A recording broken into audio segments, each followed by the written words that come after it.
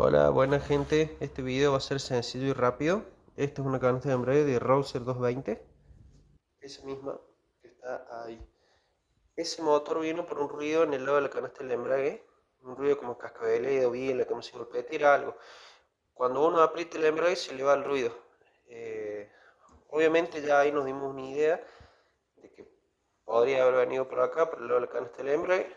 Y nos dimos cuenta de que este buje de acá se ha gastado y agarró juego en el eje primario. Ha tenido un juego así. Al tener ese juego, obviamente se desgastan estos dientes. No tiene mucho desgaste este igual. Pero lo mismo, al tener ese juego, hace este movimiento. Y ese movimiento hace que tenga ruido este motor. Así que hay que revisar bien que no tenga juego. ¿Cómo se revisa? Esto se pone hasta el fondo en el eje y se mueve así. Si esto tiene un pequeño juego que vos veas, qué raro, tiene jueguito, entonces esto hay que ir descartándolo, hay que cambiarlo directamente.